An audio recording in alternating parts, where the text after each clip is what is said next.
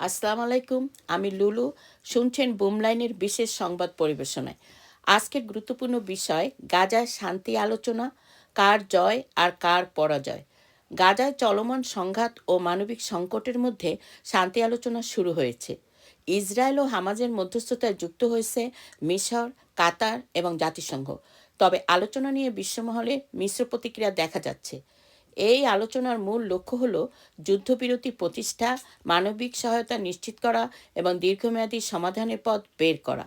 এরই মধ্যে মানবিক করিডোর খোলা হয়েছে, যার মাধ্যমে খাদ্য ও চিকিৎসা সরঞ্জাম সরবরাহ করা হচ্ছে। তবে এখন বড় প্রশ্ন থেকে যায়, আসল বিজয়ী কে? মধ্যস্থতাকারী দেশগুলো, বিশেষত কাতার ও মিশর, তাদের কূটনৈতিক প্রভাব বাড়াতে সক্ষম হয়েছে। অন্যদিকে ইসরায়েল নিজেদের নিরাপত্তার যুক্তিতে হামাসকে দুর্বল করতে চায় এবং নিয়ন্ত্রণ বাড়াতে শর্ত দিচ্ছে। কিন্তু গাজার সাধারণ মানুষ, তারাই প্রকৃত ক্ষতিগ্রস্ত। জীবন হারানো, ঘরবাড়ি ধ্বংস, মৌলিক চাহিদার অভাবে তাদের বেঁচে থাকা দুর্বিষহ হয়ে উঠছে।